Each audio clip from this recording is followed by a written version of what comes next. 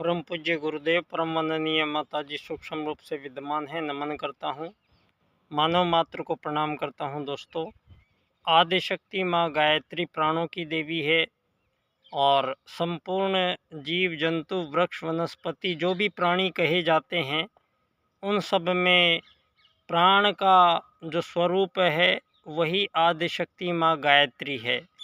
हम उन प्राणों को नमन करते हैं जिन प्राणों से संचालित करोड़ों अरबों वर्षों पूर्व से ही धरती पर नाना प्रकार के जीव आए हैं, रहे हैं और चले गए हैं।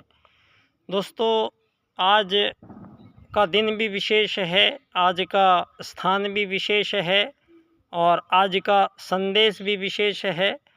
आज हम सनातन भारत से बात करते हैं और सनातन भारत में बहुत ही एक पावन तीर्थ स्थान बना है। ये पावन तीर्थ स्थान बना है विश्व के राजनीतिक व्यक्तियों के लिए।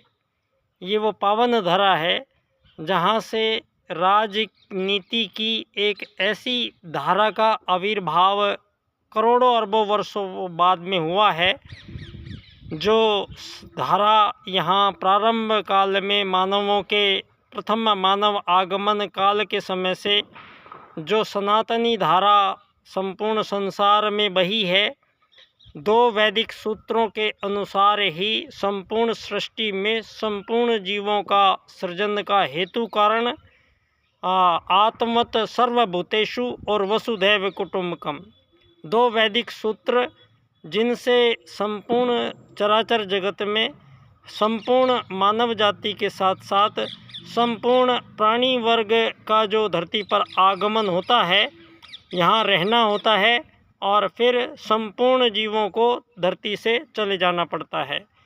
तो आत्मत सर्वभूतेषु का सूत्र यहाँ वेदों की ऋचाएँ हैं और वेद परमात्म सत्ता का वो विधान विज्ञान है जिन विधान विज्ञान से उस परम सत्ता परमात्मा ने 84 लाख प्रकार के जितने भी जीव शरीरों का निर्माण धरती पर हुआ है, वो सभी जीव शरीरों का निर्माण पंच महाभूतों से हुआ है, अग्नि जल पृथ्वी वायु और आकाश।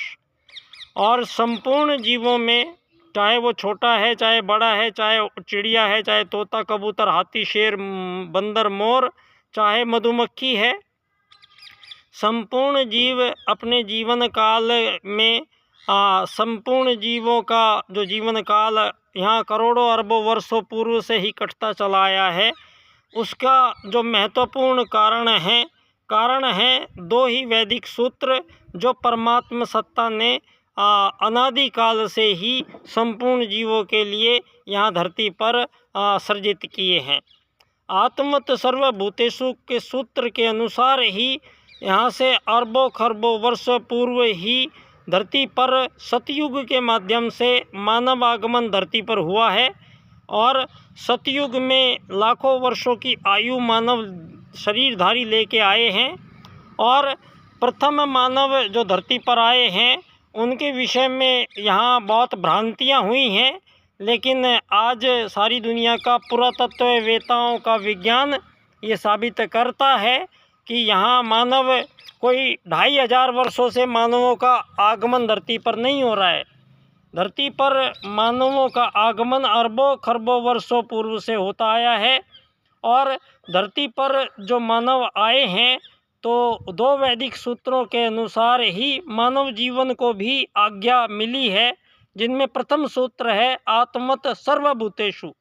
इस सूत्र के अनुसार ये बात प्रमाणित और साबित होती है कि चिड़िया तोते हाथी कबूतर शेर बंदर मानव, इन सब शरीरों में जो जीवन रूपी सत्ता है, जो आत्मा है, वो सब में एक समान है। तो यहाँ पर इसको वैज्ञानिक ढंग से हमें समझने की आवश्यकता हुई तो परम पूज्य गुरुदेव ने ये कार्य आसान किया है और वो स्वयं महाकाल का अवतरण हमारे बीच संभव हुआ है। ये विशेष समय इसलिए है क्योंकि युग परिवर्तन का समय है और स्वयं महाकाल सत्ता अपने निर्देशन में उसी अखंड ज्योति की साक्षी में उसी मशाल के नीचे सारे संपूर्ण संसार के मानवों को पुनः सतयुग में वापसी कराने का परम पूज्य गुरुदेव का आह्वान आप सारे संसार में देख सकते होंगे। दोस्तों, आज का दिन ये प्रकाश का दिन है, ये भारतीय सनातन संस्कृति का दिन है और भारतीय सनातन संस्कृति यहाँ मानवों के विषय में संपूर्ण रूप से चिंतन करते हुए सबसे पहले मानव के परिचय को प्राप्त कराती है और मानव को परिचय प्राप्त कराते हुए प्रथम काल में ही आत्मत सर्वभूतेषु के अनुसार यहाँ मानवों के अंदर निवास करने वाली सत्ता वो एक आत्मा है और आत्मा से ही मानव का परिचय पाया गया है। तो यहाँ पर प्रारंभिक काल में मानवों के बीच किसी भी प्रकार का कोई विभाजन, मानवों के बीच किसी भी प्रकार का विभेद, मानवों के बीच किसी भी प्रकार की प्रतिस्पर्धा या मानवों के बीच कोई युद्ध, शोषण, वध, हत्याओं का किसी भी प्रकार का कोई कारण धरती पर उपस्थित नहीं होता है। ये यहाँ पर सतयुग के माध्यम से ही यहाँ हजारों साल की आयु लेके बिना राजा, बिना प्रजा, बिना दंड, बिना दांडी के मानव जीवन लाखों वर्षों तक धरती पर रहा है। तो यहाँ जो बात आज सारी दुनिया के समक्ष आई है कि सारी दुनिया पिछले 2500 वर्षों से आपस में ही मानव जाति धरती पर युद्धों में व्यस्त है।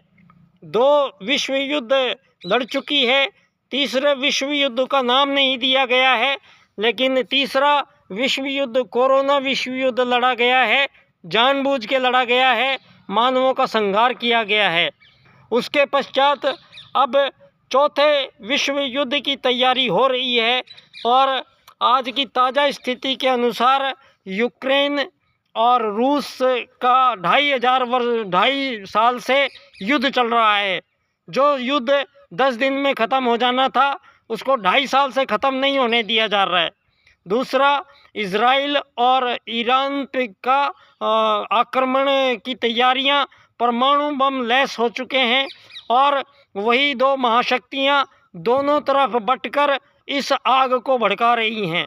दोस्तों, आज सारी दुनिया में मैं निवेदन करना चाहता हूँ, पंडित दीनदयाल उपाध्याय जी की जन्मस्थली धानक्या स्टेशन, जयपुर, राजस्थान से पंडित दीनदयाल उपाध्याय जी ने जो सारी दुनिया आज युद्धों में निरत है, जो सारी दुनिया के राजनीतिज्ञ लोग ये ट्रिलियन इकोनॉमी को लाने की ओर भागे चले जा रहे हैं और जो सारी दुनिया में इस भौतिक जंजाल में भौतिक संसाधनों के अति उन्नति को ही विकास का पैमाना समझकर बैठे हुए हैं, आज सारी दुनिया में इस भौतिक दर्शन का समापन अवसर, समापन काल का ये समय आन पहुंचा है। और ये बात परम पूज्य गुरुदेव ने पहले ही कह दी है कि सारी दुनिया में विज्ञान अपनी चरम अंतिम अवस्था को प्राप्त करने जा रहा है, जिसको आज आप आर्टिफिशियल इंटेलिजेंस के तौर पर देख सकते हैं। और यह आर्टिफिशियल इंटेलिजेंस आने वाले 3 साल में सारी मानव जाति से 85% रोजगार छीन लेगी। अब धरती पर सवाल ये पैदा होने जा रहा है कि धरती पर जो मानवों से आज तक जो कार्य करवाए गए हैं, ये कार्य तो सारे रोबोट और कंप्यूटर कर देंगे, तो मानव के लिए यहाँ काम क्या बचेगा। और यदि मानवों से आज तक ये काम करवाए गए हैं तो क्या ये काम मानव के करने के लिए नहीं थे?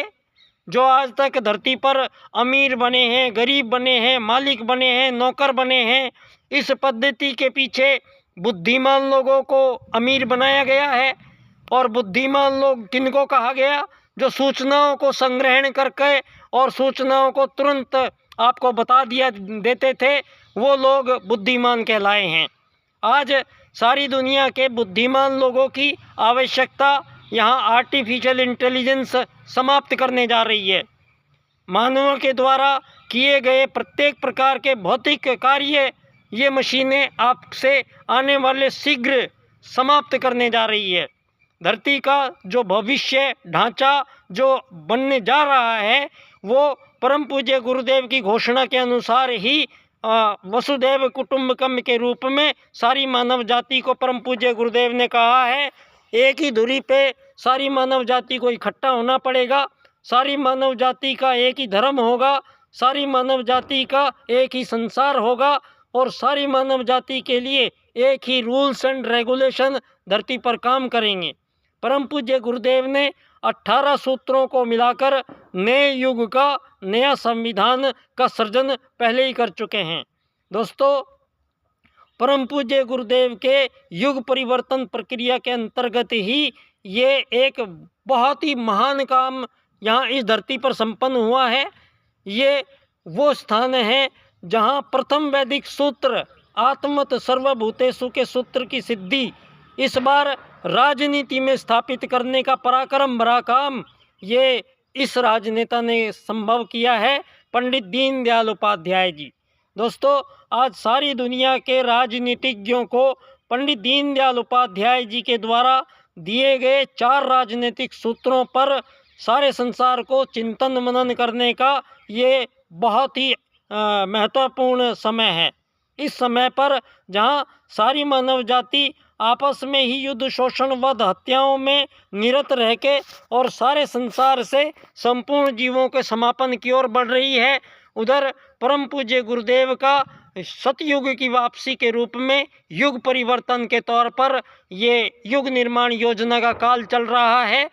और इसी युग निर्माण के अंतर्गत विश्व राजनीति के पुनर्निर्धारण का काम हुआ है। और ये जो पिछले 2500 वर्षों में मानव जाति को पूंजीवादी लोकतंत्र नाम दिया गया, इसके कारण धरती पर आज़ादियों और गुलामियों की लड़ाइयाँ 2500 वर्षों में लड़ी गई। धरती पर भांति भांति के धर्मों का आविर्भाव यहाँ 2500 वर्षों में हुआ है। 2500 वर्ष से पहले एक ही धर्म था, सनातन धर्म। 2500 वर्षों से पहले एक ही भारत था, सनातन भारत। और सारे विश्व में एक ही उद्देश्य था, धर्म अर्थ काम मोक्ष प्राप्त करना। रोटी कपड़ा मकान चिकित्सा स्वास्थ्य सम्मान प्राप्त करने का जो ये विधान तैयार किया गया है, यही मानवीय षड्यंत्र है, जिसका खुलासा पंडित दीनदयाल उपाध्याय जी अपने अर्थायाम के राजनीतिक दर्शन में करते हैं। आज सारे विश्व को पंडित दीनदयाल उपाध्याय जी के इन 4 राजनीतिक सूत्रों की बेहद आवश्यकता है। और मेरा आज के दिन इस दीपावली के शुभ दिवस पर यहाँ से अब दीप जलेंगे और ये दीपों का प्रकाश एकात्म मानववाद के रूप में, अर्थायाम के रूप में सारे संसार में प्रसारित होगा, फैलेगा। ये परम पूज्य गुरुदेव का अनुकंपा है। ये मेरा सौभाग्य है कि मैं इस पावन धरा पर अब हम सब आपके साथ उन दियों को जलाएंगे और गायत्री मंत्र के माध्यम से हम उस स्तुति करेंगे उन सत्ताओं की और परम पूज्य गुरुदेव का आवाहन करेंगे।